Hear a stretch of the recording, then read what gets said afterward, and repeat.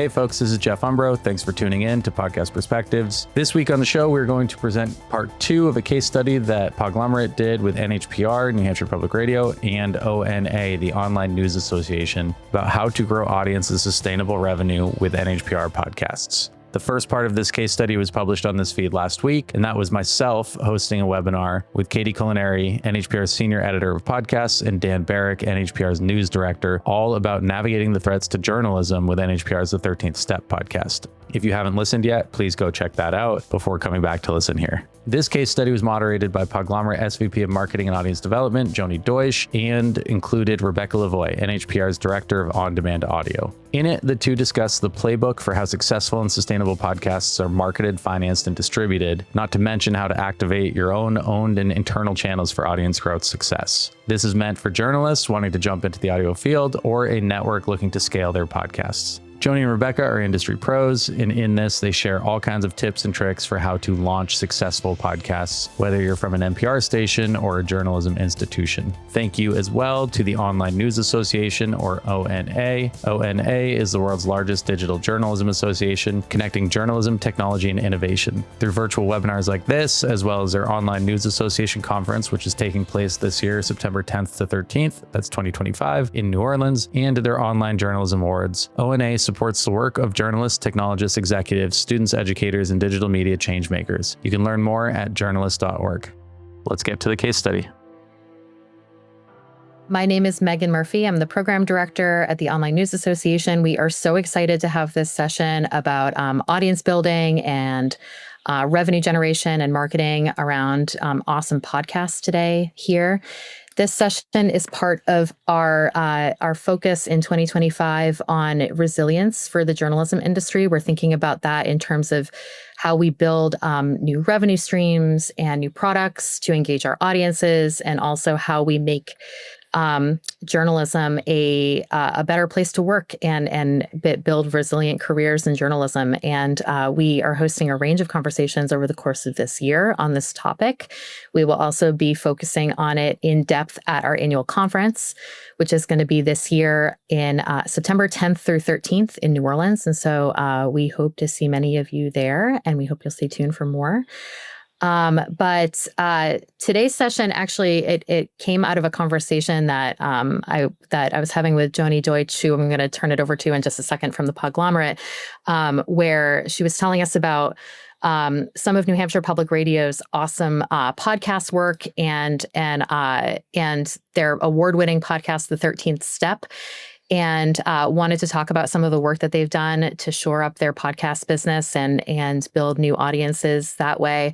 And we were talking also about the ways that this podcast in particular has really has kind of another side story of organizational resilience involved with it because of some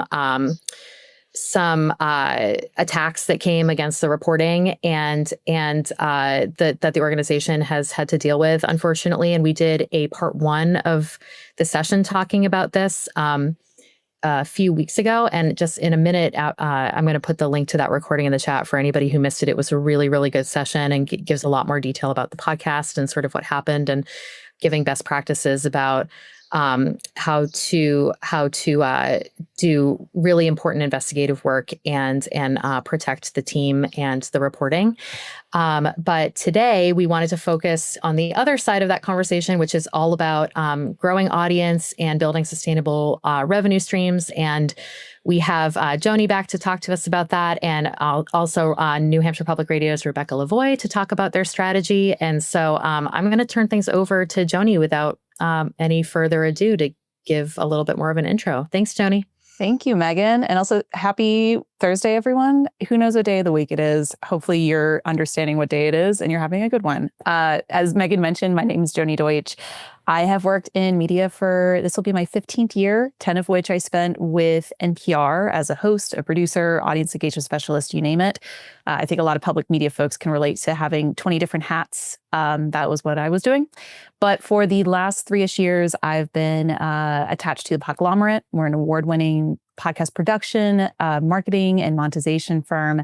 And we've had the honor of representing any number of clients over the years, from the Boston Globe to NPR to PBS, Harvard, the list goes on. That also includes, I'm very happy to say, New Hampshire Public Radio and Rebecca Lavoie. If you want to learn more about the Podglomerate, our services, our ideas about the industry, and how to grow your show and audio in it, definitely recommend going to our website. It's thepodglomerate.com. We also have case studies and free resources there as well. But you're not here to really hear about me spieling about websites and you're here to talk about and hear about podcast resiliency, audience growth, monetization, basically how we can create sustainable revenue sources and audience engagement in a landscape that, on a federal level, on a local level, on a digital level, to be honest, it's a little unstable, right? So elephant in the room, we actually came up with this webinar series about public media podcasts long before what's been happening with the CPB defunding conversations. So if anything, I am so happy that we're having this webinar today with you and everyone that's attending, because it's vital that we have these conversations to figure out what next steps can be that we can control.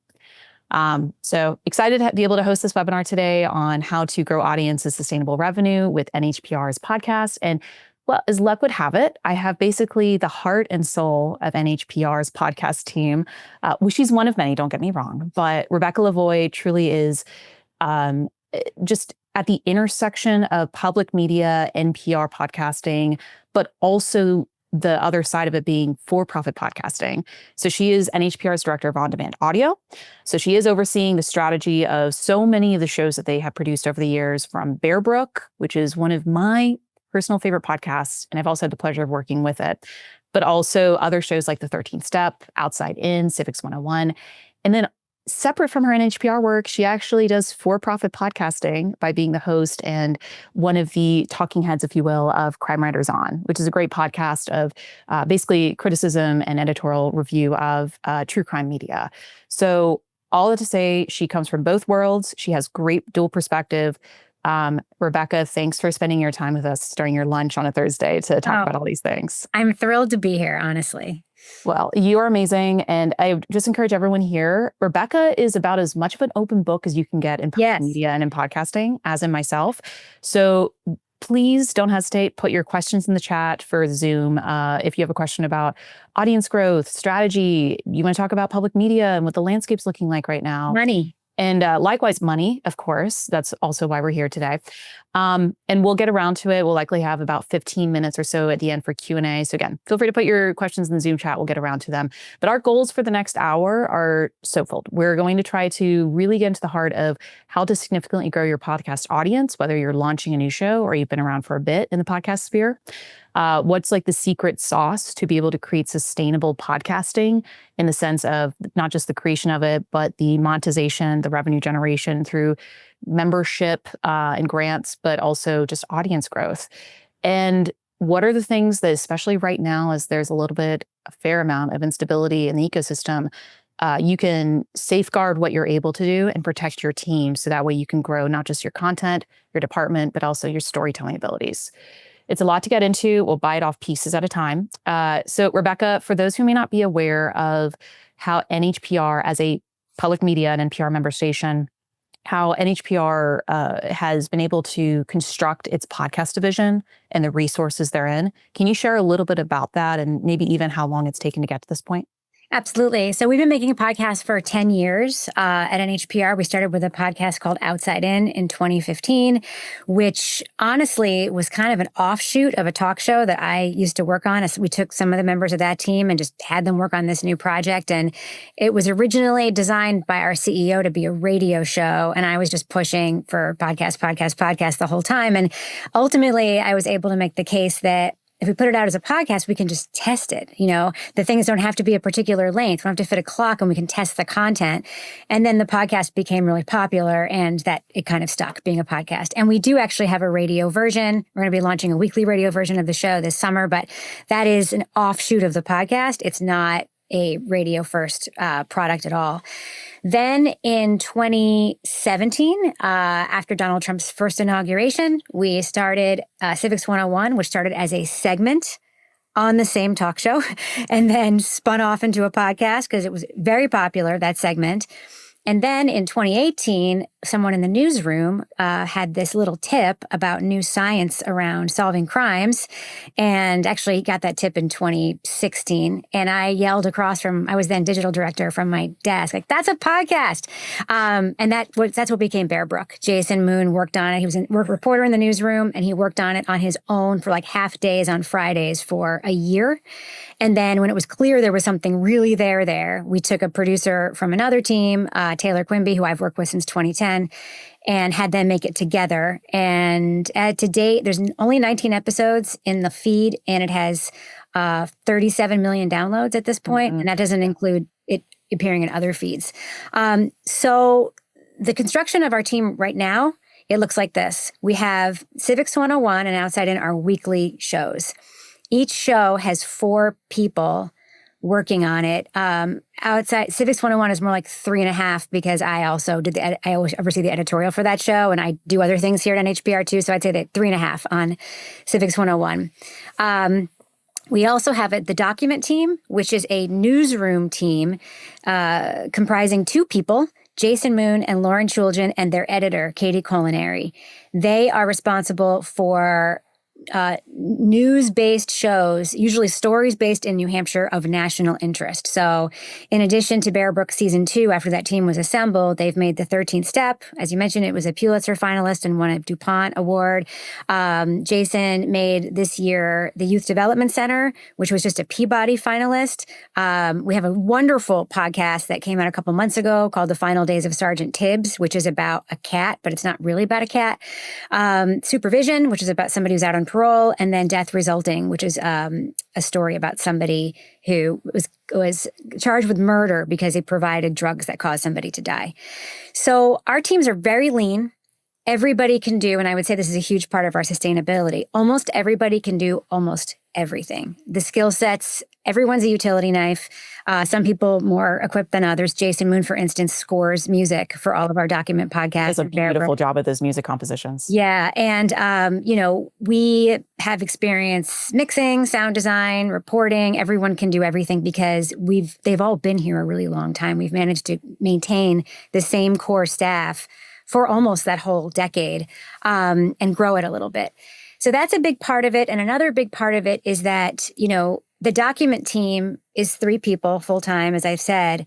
However, when it comes time to release a story or getting close to releasing a story, they bring in for group feedback and group edits people from the newsroom. They bring me in. They bring in a couple people from the podcast team. So the team becomes big when it needs to and stays really small the rest of the time. And that's kind of how our other 2 teams are too. We try to keep them as small as possible with sustainable work-life balance. It's like, how small can this team be, but people can still work regular hours and take vacations and do all the things that you should be able to do if you're an employee of an organization, and enjoy their jobs. Like, that's a huge priority to me, is enjoyment, sustainability, and retention. Those are like my 3 huge priorities when it comes to maintaining these teams. Yeah. And I think the fact that some of the names you're mentioning here, like Jason Moon, he's going to be hitting more than nearly a decade of working at the station. I think it's about 10 years. He started actually as an intern, actually a fellow, which is the same as an intern. But he worked in the newsroom. He worked at a talk show, our live daily talk show. Then he worked in the newsroom on some politics stories. And then he became a little bit GA in addition to his politics stories. And that's when the Bear Brook tip came his way. But yeah, we have everybody working on these shows except for Nate Hedgie, who's a new Outside In host. He was hired like 3 years ago at this point, has been here for at least 8 years. And Taylor and I have been here for 15. That's amazing. And I think it speaks to sustainability and resiliency can apply to any number of things related to, an institution and outlet. But you're right, Rebecca. I think having sustainability of how you create an environment that's supportive and feels like, it's not becoming just a bad thing you're entering into day in and day out. That's something to avoid. And it sounds like you all have been able to do that. One thing I wanted to mention for folks here, I know that when Rebecca mentioned Bear Brook specifically, or some of the other shows and how they've gotten millions and millions of downloads, critical acclaim to the level of like some of the most prestigious awards in the landscape. Amazing. We know that's not one size fits all. I do just want to give this stat because the next question I'm going to have for Rebecca is about goal setting. And I want to make sure this assists everyone here with your goal setting for your podcast, no matter the genre, the type, the frequency. So for reference, an industry benchmark when it comes to success of a show based off downloads is that if you're able to get within 7 days of an episode release, if you're able to get about 30 downloads of that episode within 7 days of its release, you're already basically in the top 50% of all podcasts. If you're able to get, let's say, more than 5,000 downloads in a 7-day period of that episode, you're already in the top 1% of podcasts.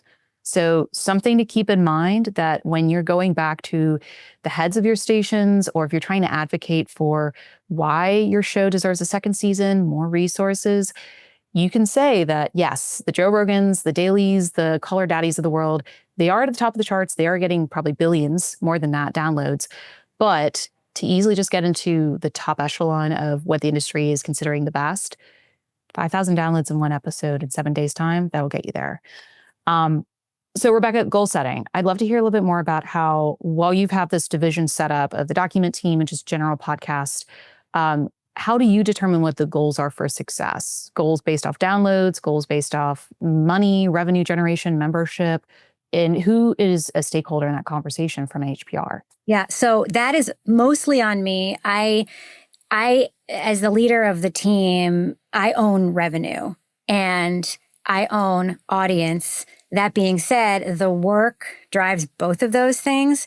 No member of my team is responsible for how many downloads we get, how much money we make.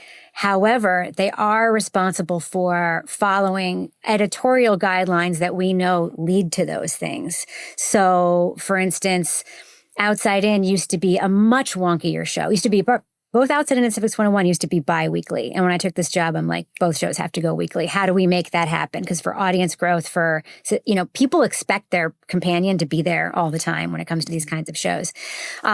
So it was a matter of getting the team there. And then with Outside In particular, there's a lot of editorial changes that we made when I took over the podcast team in 2021, which was think like a listener and not like a journalist. Think like, what would you choose over the entire other menu of stuff and hit play on, especially if you subscribe to 50 podcasts?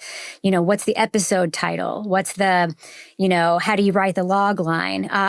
And that's made a huge difference. And my goal for Outside In when I first took the job, it was an old podcast at that point. It was 6 years old.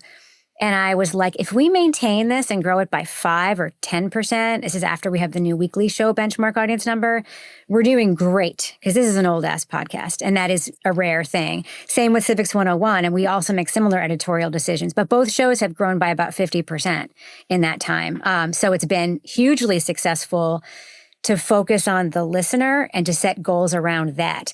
In terms of revenue, I think about the document team. Their job is not to generate revenue. If they generate revenue, it is on ad revenue, The document team is generating revenue for our organization by existing. They are a team that does deeply reported investigative projects. And Sergeant Tibbs only has something like 60,000 downloads in its own feed right now. It's also in the document feed, which is a strategy we can talk about if you want. Mm-hmm. But that is a piece of journalism that's reaching people all over the country. It has an endless tail of discoverability because it's an evergreen story. And we can go to major donors and say, hey, nobody else is looking at the abuse in the Youth Development Center in New Hampshire, but Jason Moon did. No one else is doing this kind of journalism. Mm-hmm. And we pitch it to donors and other stakeholders as journalism, not as support our podcast. We say, this is long form journalism. No one else in the state is doing it. No one's putting the time into it. You understand why it's important. We're holding people to account. And so is that important to you? Do you think that should be something that you should support? And they say yes. So their existence and their work is the revenue generator. Bear Brook does make a lot of money, don't get me wrong, but that's not because we're actively doing anything with it. It's because of relationships we've built with Apple and stuff, and they feature it. But my hope is that podcast continues to be discovered for years, because it's like a passive income stream for NHPR between Jason's work being put in the feed. But yeah, my goals are modest. Every year, my growth goals look something like 5% audience-wise. That being said, it's not so that I can, beat them. It's, I'm not making them easily attainable. It's that to me, in a market that's expanding so quickly, maintaining your customers is much harder work than getting than it was, 10 years ago when there were only so many podcasts. So I set modest goals. We do really well against them. And I think the key there is to not make it the responsibility of a reporter to worry about that. That's on me. As long as they agree, their episode title should be what we say it is and not what they think it should be. So that's kind of how the conversation around goals goes here. I want to go back to the major donors for a second and how you are trying to create a good pipeline of materials to be sent to them or shared with them, and how you're getting their buy-in to help support the journalism, long-form journalism you mentioned through the podcast feed.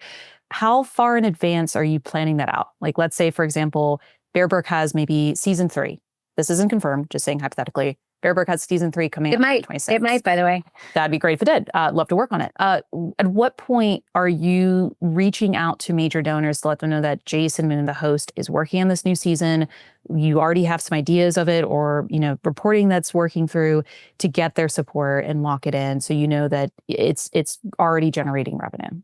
Yeah, we have a content tracking document that's internal that all the managers of every department has access to. So it's just a Google sheet, and it's not specific and granular. It's literally, there's a 3 to 6 month section, up to 90 days section, and then an immediate section. And it will include things like 3 to 6 months, we're going to be announcing whether or not there's going to be a Bear Brook season 3. But that reporting won't be done probably for another year or 10 months or maybe longer. I don't know.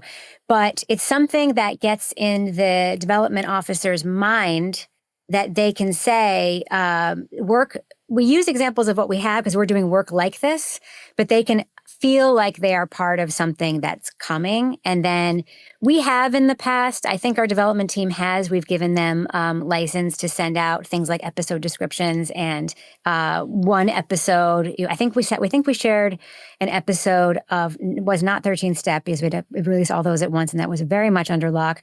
I think it was Death Resulting that our major donor pool had some advance episodes of. But that's really the development team's strategy, but they have access to the ideas that we have. And, I put the next 5 upcoming episodes of Outside In and Civics 101 subject to change. It's very important to say because they are. Right. So they have a sense of what topics they can add to their pile to talk about.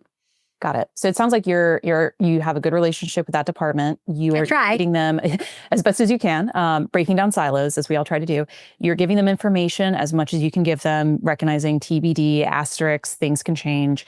And they're able to confidently go out and make those conversations with whomever they think would be a good stakeholder or a good supporter of that piece of journalism. Grantors, major donors. And right now we're in a big donor push. We're actually doing a capital campaign right now. We're in the soft period where it's not public yet, but this is a big conversation. And again, it's really, really important to understand how to talk about this journalism with donors as journalism.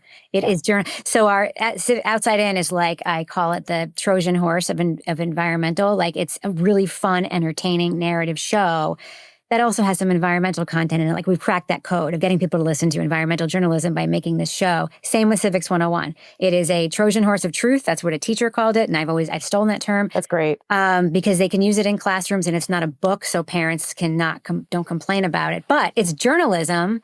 And the selling point is we are going beyond the radio. It is also on the radio, but we're doing this journalism that's reaching people all over the country and has a huge impact. Isn't that amazing? The word podcast often is a turnoff for some people. They still think of them as being very new. It's like investing in a VC or like being, a venture capital fund or something. It's not that for us at all. So we just talk about the story, not the platform. Yeah, and I assume that also relates to the audience, because if you're looking to maybe a different demo of a person or organization, describing it as, sound-rich, investigative journalism is going to resonate with them differently than if they've never listened to a podcast. Maybe they've heard of the term podcast, but they don't know what it entails, why people are interested, why it's engaging. So the framing mechanism is important there. I want to pivot away from major donors and gifts in that way. But for the audience here, again, thanks for joining us. questions, feel free to put them in the chat. We'll get around to Q&A in the next 20 or 25 minutes. But Rebecca, about the feed and monetizing it with ad sales. One of the things about NHPR that makes it unique in the public media podcast ecosystem is that you're utilizing a different system, or I should say a rarer system for how you're getting ads placed into, Bear Brook, 13th Step, YDC, Outside In, all these shows. So tell us a little bit about the process of how you negotiated that within the station and what the results have been to date. Yeah, so I'll start with the results. We're doing pretty well. Our team, and just ad revenue, it's the equivalent of a very large fund drive or 2 fund drives. Like this year, Wow. we make a little over $500,000, I think, in our ad revenue. Simply from the podcast, nothing else. Simply from the podcast, nothing else. And so what we do here is we participate in the commercial podcast ad space. There was a long period of time. I mean, Bear Brook honestly could have made the station millions of dollars if we had been doing this since the beginning. And this was a big point of conflict in the station that I was a part of for a really long time. But most public radio stations will not do traditional host-read call to action ads in their shows because they're very tied to the FCC rules of the radio. And they also feel like it's somehow tainting the journalism. That if a journalist reads an ad for HelloFresh, that it's tainting them in some way. The answer is listeners, the audience knows the difference between journalism and an ad for HelloFresh. The listener of our podcast listens to 100 other podcasts in which the host reads an ad for HelloFresh. So they're not thinking Nate is tainted. That's an internal barrier that it took a long time for the station to cross. The other one was having our local sales team was really hell-bent on selling ads in our shows. And that sort of kept us from getting together with a really great monetization partner because they won't allow that. And when I took over the job, I made this plea to our CEO, listen, someone in Kansas does not need to hear a Toyota of Nashua ad. They just don't. So not only are we holding ourselves back revenue-wise, we're actually not serving the audience because when you work with an agency like we do, we work with Sirius, formerly Stitcher, they're targeting ads to the people who are listening to the show. And people might skip ads, but they should at least be skipping ads that are for them and not for somebody who lives in Nashua, New Hampshire. So that was a big conversation. We've been on 4 platforms. We started with Audio Boom, then we went to Megaphone. We were with PRX for a little while. And then when I started, we moved over to Stitcher, which then became Sirius. And we've been working with them ever since. And you can, take out categories of ads. Like we don't do political ads. We don't do financial speculation. We don't do wellness claims. There's a bunch of stuff that, and they ask us, would you take a campaign for this bird feeder that has a camera on it? Yes, I would. Is that something we can make fun content out of? But we like Babbel and all these things that are just they're products people buy and use. And then of course, there's all of the digital dynamic inserted ads, which are for McDonald's and Ford and whatever. And I think the station was expecting a lot of pushback to that from the audience. And I can count literally on half of one of my hands how many emails we've received complaining about McDonald's or another ad in the show. It's been universally accepted because, again, it's just like every other podcast they listen to. Yeah. And for those that are thinking, oh my gosh, handful of complaints, it's horrible. Bear in mind, that is billions of downloads across various podcasts that Rebecca is talking about where she's received those few complaints, which I think statistically is stellar. And for those that are also hearing about the platforms or the external partners Rebecca's mentioning, Audio Boom, PRX, now currently the shows are on Simplecast. I would just encourage everyone here, knowing where you're going to place your podcast content is so important to knowing how you're going to measure your success and growth and also monetization, as Rebecca's mentioning. So if you're currently on a platform that is not giving you access to certain bits of download data, demographic information on your audience, the ability to have whether DAI or attribution tracking associated with it, so conversion from one platform to your show, I would encourage you to do some research. I'll put a link in the chat for a resource of sorts because there's so many hosting platforms, Megaphone, Simplecast, Omni, Art19, the list goes on, that can really help you fine tune your strategy so that you're hitting your market, growth goals. Let's talk about marketing, Rebecca, because you have made sure that NHPR has basically a budget item, a line budget for marketing services, which selfishly, that has been going to the Podglomerate. Thank you so much. How did you make that case for NHPR to dedicate resources to an external agency to market the show? And like, why has that been something that you've continued to bring up or to utilize for your service or podcasts? Well, it was an ROI conversation. You know, we have a marketing team here that is focused on station-based marketing to drive membership and engagement with the community. They have no idea how to market a podcast, and they shouldn't. That is not their job. And podcast marketing, the best techniques for it change so quickly. We could certainly hire a full-time person here to be that person, to do promo swaps and manage, the pixels and all the stuff you're talking about, and knowing what size art needs to go on which platforms and how to get a feature on Spotify and so forth. But that's a full-time human being, which is a lot more expensive than running a couple of marketing campaigns a year. And we're very specialized. Yeah. Because you're right. I mean, that is something that is not a traditional marketer. That is specifically a podcast marketing audience specialist, which just because you put a billboard out on an interstate near your city, that technique could be fine for a very local thing, but effectiveness in a podcast market where your audience is international or utilizing certain platforms or apps, very, very different. So sorry to interrupt. No, that's okay. I mean, I'll just say you guys, because that is you guys. The understanding also audience affinity. We should do promos on these 20 podcasts, promo swaps. Let's utilize, we basically do these things called triangle swaps all the time. We launch a new project. We use something that's already popular as currency. So you can have 100,000 impressions on Bear Brook if you put this promo for Sergeant Tibbs in your very popular show. So that's, we've been doing triangle swaps with all kinds of people, both through you and on our own. WNYC, we've done it with WBUR, we've done it with commercial outlets. And it really works because podcast listening is largely driven by two things. One of them is word of mouth. The other one is the podcast being in front of people when they're listening to a podcast. So either display it on the app, a feature on an app, or their trusted and favorite podcast hosts saying they should listen to it. So those are the two ways that discovery is driven. And I'll just add, what's really important to me is to also participate in the podcast space. I've been going to podcast conferences for years. I know the people at Apple, I can email if I'm really hoping they'll pay attention to a new project.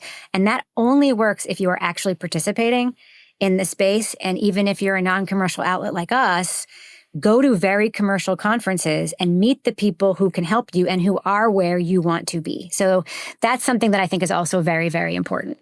Yeah, relationship building has been one of my favorite and most recommended areas for anyone that's wanting to grow, not just in media, but podcasting.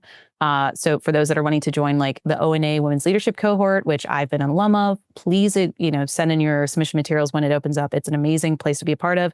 But to also what Rebecca's mentioning, the events associated with podcasting or audio, from Podcast Movement to On Air Fest to, if anyone wants to go to London short notice, next week is the podcast show in London, which is more of an international event. Those are all great ones to just know, what are publishers in the space you can get connected with easily in person, cross-promotional opportunities, the apps and platforms that are there you can see about earned features in. I just put a link in the Zoom chat to one of our resources that kind of shows all the 2025 events that you should bookmark and look into, some of which have free ways that you can attend. In regards to marketing, I just want to say this to the group because this could easily be a week's worth of in-depth tutorials. And we don't have time for that necessarily, although ONA, bring us to the conference this fall and we can do it in person. I will say that the things that we have done, not just for Rebecca's shows, so with, the Bear Brook or Outside In, but also with any number of clients we represented from Netflix to PBS to NPR, have been mainly these elements. One is what Rebecca was mentioning. It's your owned and internal media. So if you have pre-existing podcasts or email newsletters or social media channels, your radio or television broadcasts, any number of things that your brand or show is currently attached to, leverage them. Make sure that you have a coordinated effort of when a series or episode is launching and utilizing something, hopefully with an attribution link or pixel. So that way you're not only letting your audience that's already bought into your brand to a certain degree know about your podcast and activate them to learn about it and listen to it, but you're also able to see the conversion data from that attribution link to know how many of them are coming over to the podcast feed for the first time. So again, leveraging those internal properties already. For app features, a lot of apps out there are still allowing for pitches, and they're pretty public about where you can submit them to if you're not friends with the head of Apple Podcast.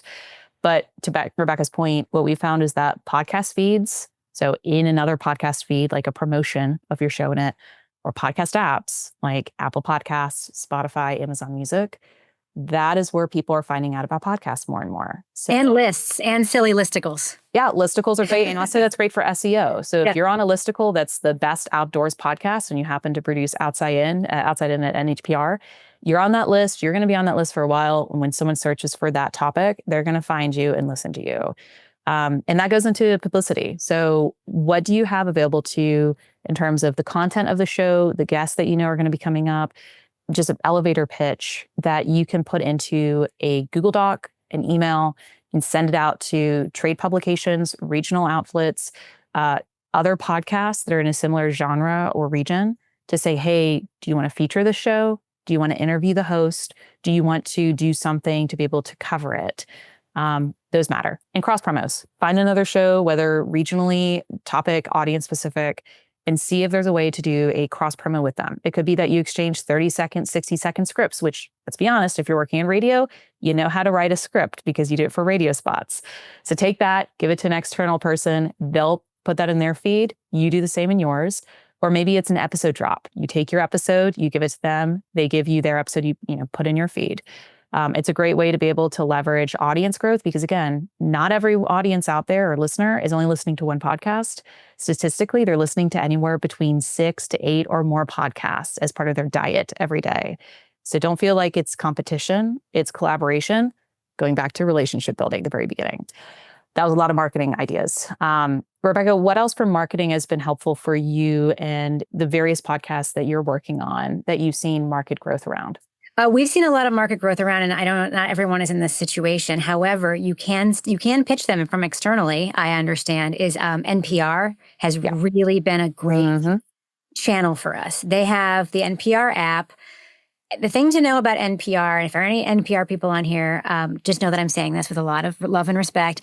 They're not making really anything new anymore. They're not making narrative shows specifically. They're not making news-driven narrative podcasts right now. They are very hungry to feature high-quality content on their app because it drives engagement in their app. So, we can say we have this amazing episode of Civics 101 coming up about the Manchurian Candidate, which is a little bit off format for us, but we do stuff like that all the time. Civics through a movie or something that we know will have appeal or that's tied to the moment. Like, we got an episode on the 22nd Amendment coming up, and I can just send an email and say, hey, you guys should listen to this. They've told me that podcasts over 20 minutes, between 20 and 50 are the ones they want to feature on the app. So I keep that in mind. And it's huge for us because a lot of people become listeners to our shows and then stay listeners on the NPR app. It's not like they are listening here, but then a lot of them also listen to an episode of the show, then go to their Apple app and subscribe there because that's where they keep their menu of podcasts. So that's been really helpful. One thing that's interesting that we've noted is that we also pitch NPR to get on the radio a lot because they have like 2 segments a week where they feature podcast journalism. Yeah, like Weekend Edition. I think it's Sunday is usually when they have that one. Yeah. Yep. And they don't really drive. We see a huge bump when we're featured in the NPR app in a certain way. We don't really see it when we're on the radio, but our thinking is that is the mission that we're actually trying to accomplish, which is to get our journalism in front of as many people as possible. So it's paying off in that way. And it's something, again, that we can brag about the show, that we can use to drive membership or donors or granting organizations. We can say as featured on, NPR 7 times in 2024 or whatever. So there's a benefit to doing things. That's what the Outside In radio show is going to be about. We're going to distribute that or make it available to stations to use. I'm not thinking we're going to make money off of that. I am thinking we might get a few new podcast listeners, but we're getting the journalism in front of a whole new set of people. And you can leverage that to then encourage podcast listeners because Correct. with, let's say, the note of we were featured this past week on NPR's Here Now or Weekend Edition or in the New York Times, doesn't have to be radio either. Even though they may not see a bump in listens from that, that's something you can leverage into the pitch to Apple Podcasts to say, hey, Apple, I know I sent you the note a week or two ago about the feature of the show, brand new show, new episode, but I wanted to let you know that, oh, we got featured on NPR this past week. Do you want to now feature us? Because, what is it? A crowd attracts a crowd. So they'll then say, oh, so it looks like other people are interested in you. Yeah, I think we will feature you. Yeah. So just continue leveraging what you have available to you. If you hit a milestone, you hit 100 episodes, you get 1 million downloads, you get featured in this outlet, you're named the best of, you get an award, continue to just make that flywheel of promotional value for yourself. And I actually just put a link in the chat because we do have some questions here in the Zoom chat, which we'll get to in just a moment, for how to get your show featured on podcast apps. So go ahead and check that out because some of those ideas of like relationship building, whether in person or online, or finding the submission forms, they can be found in that resource. So let's go ahead and start with questions, Rebecca, and I might pepper in some additional ones we haven't gotten around to on my side. But let's start at the very top. We had a question here about from Pamela about, Rebecca, you mentioned your podcast and NHPR's podcast are heard across the country. If you can explain how you make that happen. Yeah. Well, it's partially marketing, being available to be listened to anywhere across the country, making sure that you're on every app you can get on. But also, again, finding podcasts with audience affinity that is made somewhere else, or that is just a national distributor, and really pushing relationships and promo swaps with those audiences. Also, there's also another trick in terms of the content itself. You have to be talking to a national audience in order to appeal to a national audience. So KQED is great at this. This is something that we think about all the time. Even when we're doing a hyper-local story, like the Sergeant Tibbs story, you don't say, I report on blah, blah, blah in Manchester. You have to say Manchester, New Hampshire, which is about 20 miles south of the capital of the state. People who are local don't care if there's more context and a description and information about their own community in your show. A reporter doing a feature might not do that because it takes time and it takes away from the nut of the content. But if you're orienting a national audience to why they should be listening to this local story, it really helps. And it helps be inclusive in this is something you should be interested in. It just happened to have happened in this place. And the sense of place actually is a real audience driver. People love visiting different places that they will never visit when they listen to a show. We do outside-in stories from all over the country. We have a travel budget, so we've done stories in Alaska and South Carolina. We did one in Ireland a couple months ago. And people love that experience. So that's been really helpful for us. Yeah. When I was working at the NPR, what used to be the NPR One app team years ago, and they rebranded in the last year to be the NPR app altogether. But when I was working with them years ago, one of the things they really wanted to have podcast producers and shows focus on is how the content they're making and a digital feed available to anyone, anywhere, can be a representation of what is done locally.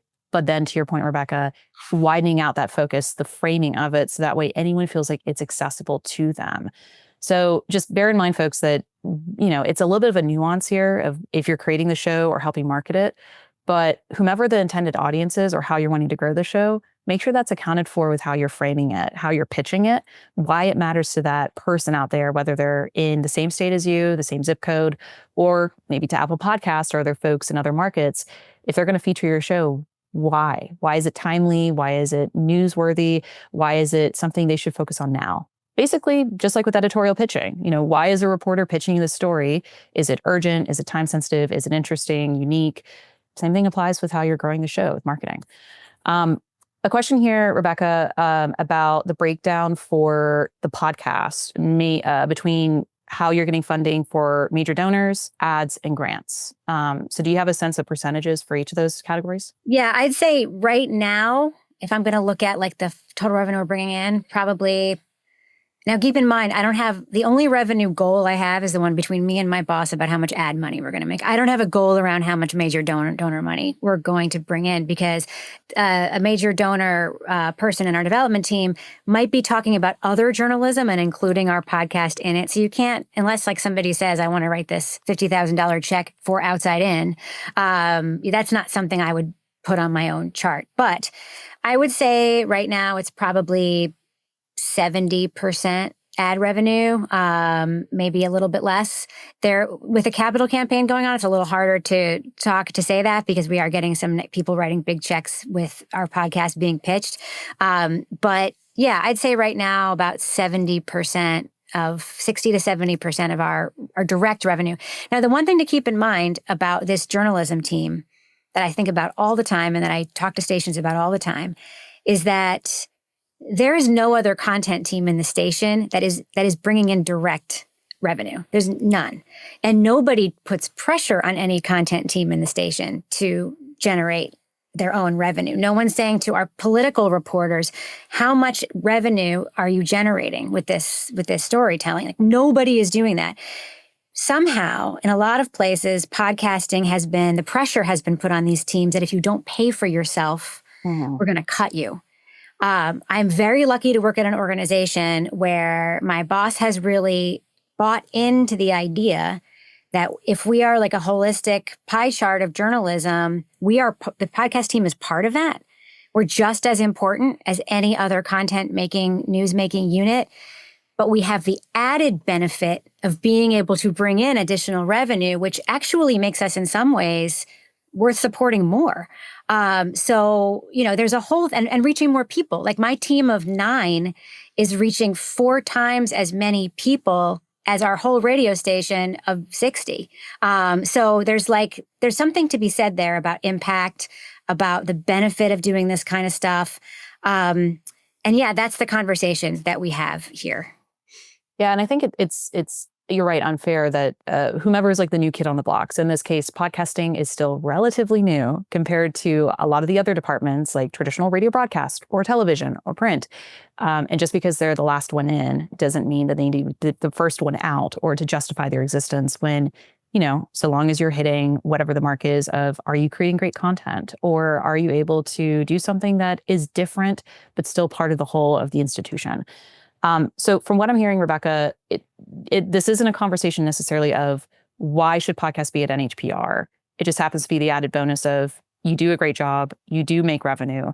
So to confirm, NHPR is not saying, or you're not saying that, well, let me reframe this. Is the revenue that you're generating, is that able to sustain the podcast department as it is? I don't know, and it's not, and it doesn't matter. That's the honest truth. I'd say maybe sometimes, maybe not, but it also shouldn't and doesn't matter. That is not why you should be doing this. If you're us, when I talk about goals for why you should podcast, for some outlets, it will be revenue. For some outlets, like the Daily was started to drive subscription to the New York Times. It was started, I don't know if you've listened to the Daily way back when, but it used to be Barbaro in the newsroom chasing people around, trying to get them to say what they just worked on. And the reporters sounded super annoyed by it. And I loved it. That was, to me, the golden era of the Daily. But that's why they made it. The goal wasn't to make a ton of ad revenue. That they saw that as a bonus. The goal was to make more people want to subscribe to the New York Times because they were featuring their journalism. So you have to decide why you're doing it, who it's for. You shouldn't have it just to have it. And once you have it and you're trying it, keep it manageably sized. Don't blow it up and make it huge immediately, because then you will be the department everyone's looking at and putting a lot of pressure on. And then, figure out on top of all of that, now how can we make money on this? Like now how can we, should we be doing membership drives in our podcast? For us, we do them. They don't really bring in a ton of revenue, but, our development team is like, hey, an extra $5,000 is an extra $5,000. Great. But, we're thinking about launching a Patreon for Outside In, because we sort of understand how the audience has a relationship with that show. And I feel like they might be more interested in investing in, say, an ad-free version than our other shows. Mm-hmm. So that's creative stuff, and it's kind of on me. And I do things sometimes that the creators are skeptical about initially. Like I added in a second ad break in Civics 101 because the show is hugely popular. We have some of our episodes are very long, and I'm like, we're leaving money on the table if we don't have 2 ad breaks. That's what it comes down to. So that's kind of the balance. But I have no idea if we pay for ourselves or not. And just like our political team has no idea if they pay for themselves or not, that's how it should be. I want to touch on Patreon for a second before we get to the next question.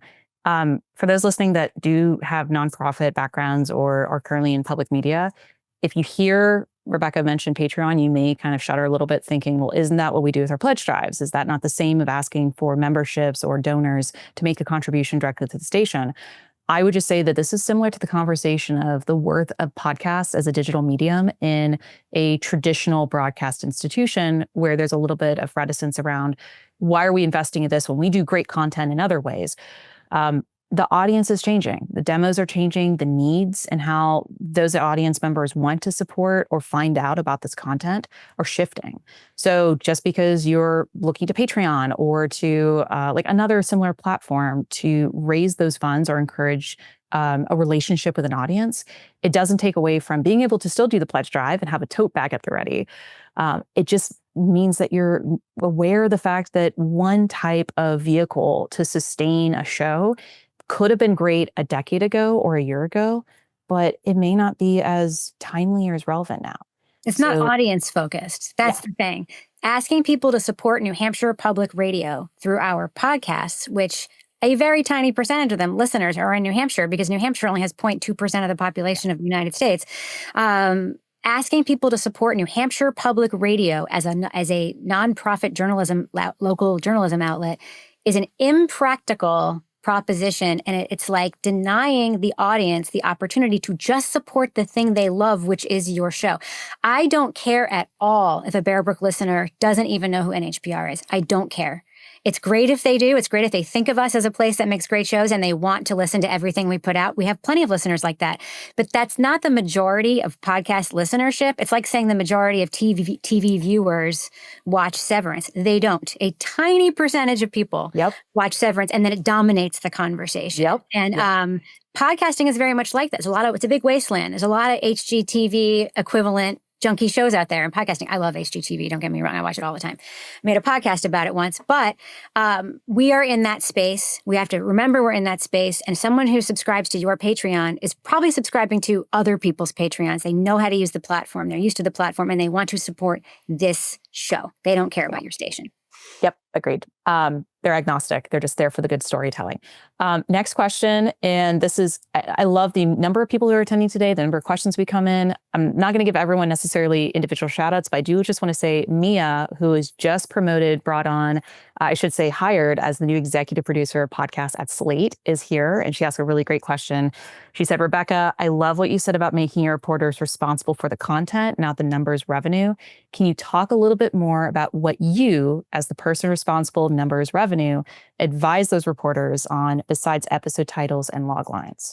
Yeah. So a big part of it is being very transparent about the impact their work is making on audience and on revenue. So while the outside in team is not responsible for how many dollars the show brings in, they know how many dollars their show is bringing in. They know how many people are listening to their work. I guarantee you, everybody who is working on a show at your outlet wants people to listen to it and wants it to make money. That's what they want. They want that to happen. So if you are just communicating about it, saying very transparently, like, not your job, revenue, mine, but good news, like the show made $20,000 this month in ad revenue, that's good news for them. It makes them feel valued. It makes them feel like people are listening. It makes them sort of understand that their work has an impact. I mean, they are working in this little, Zoom and Slack silo where they only speak to each other. They put things in the world and they hope people listen to them. What that does, the ripple effect is that, for lack of a more delicate word, people on my team have become like hustlers and getting people to listen to their show. So Felix on Outside In has pitched himself to like Here and Now and other outlets all the time. And his stuff gets featured there. And everyone's like, why does this young, newish producer's stuff always getting featured? I'm like, because he's the one doing the pitching. So they have this, it becomes this intrinsic motivator to have people think about the audience, have people think about their work being heard, being monetized, and therefore being valuable to the company. And then the effect is they participate in it without it being one of their job responsibilities. to that note about pitching, I just want to go back to Christine, question in the chat about the NPR app or NPR features. Christine, I know that Jen from KQED shared a resource, Jack Mitchell of the NPR app, who's amazing for collaborations like tap through promo, Yep. collection feature in the NPR app. Would recommend saying hi to Jack. He's stellar. But I'd also say that for other institutional elements of NPR, so like the email newsletter, Up First, Weekend Edition, or even like embedded, I would just encourage you to look at whomever has like on LinkedIn, a title or department around NPR that's relevant to that show or property.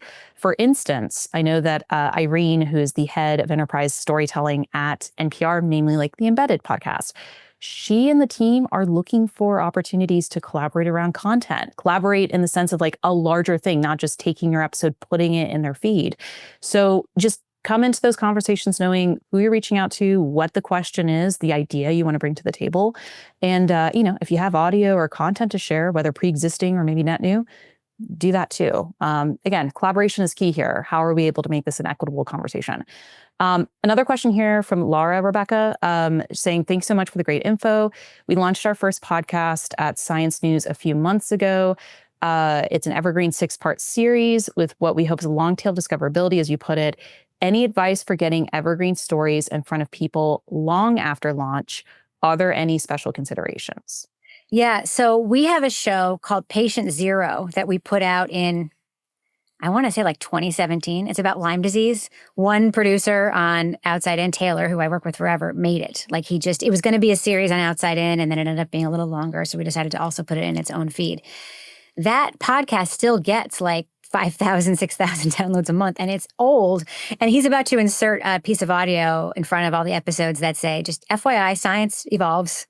So there might be some information in this episode that has, in this episode that you're about to listen to, that has evolved, or this person that I found out was a total scam artist, like might be in prison. I don't know. There are ways to sort of keep it, to make sure that you're acknowledging to your audience, when and how you made it. But if your thing is truly evergreen, like episodes of Outside In, think about pegs for things that, like, if there's something happening in the world that your show has relevance for, even in some tenuous way, pitch it then. Like we've pitched Patient Zero every year, like every time it's tick season. We're like, hey, it's tick season. You want to feature Patient Zero? Here you go. And also think about like affinity audiences. Look for someone who's made something similar to you. And if you don't think you're generating enough impressions to do a swap, offer them something else. Offer them a mention in your newsletter. Offer them, a promotional write-up on your website or something, some sort of marketing thing that you can give in exchange. And also, or you can say, we're going to owe you these impressions and we're going to make good on it. And we just think your audience would love our show. And we take swaps like that all the time at NHPR. Yep. Also, it helps keep our feed alive. It's like we did a swap. We just did a swap with the Globe. We are going to do it the other way around. But I would have put an episode of that show in the feed anyway, because it's a good fit for our audience. And I want people to discover the Boston Globe's journalism.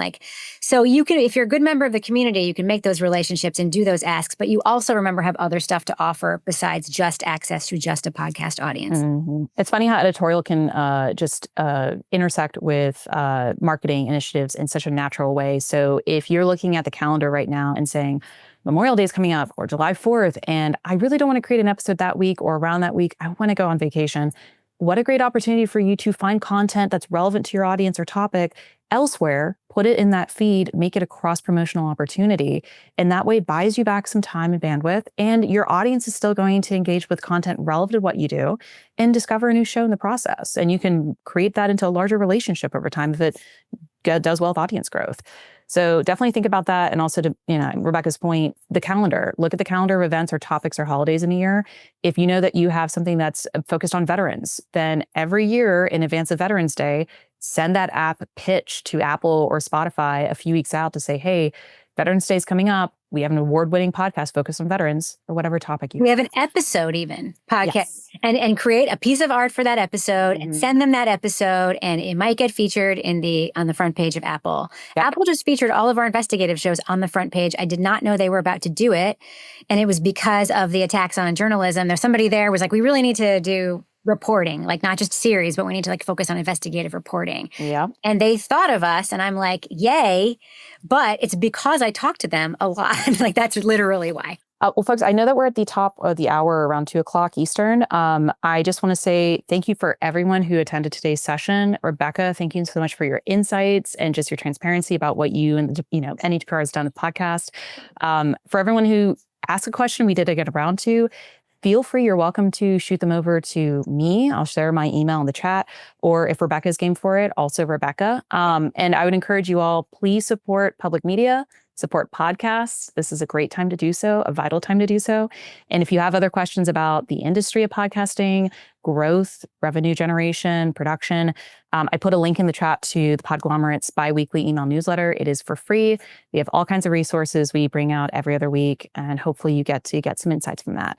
And again, thank you to ONA. We've been having such a great time doing this webinar series with you. And again, thanks for everyone for attending today. Thank you. Everybody, thanks, Joni and Rebecca. And one more plug for you all that I forgot to make at the top that actually ties into this really well. We have our annual awards program that's currently accepting submissions, and we have an audio digital storytelling category that you all might be particularly interested in. We have lots of different categories, but I just put the link to that in the chat if you'd like to check it out. And we're also looking for volunteers to help us judge and screen the awards. And so if it's something you're passionate about and you want to help us recognize excellence in podcasting and audio journalism this year, please check it out and apply. We would love to have you. And yeah, thank you both so much again for being here and talking with us today. And have a good rest of your afternoon. Bye, everyone. Bye.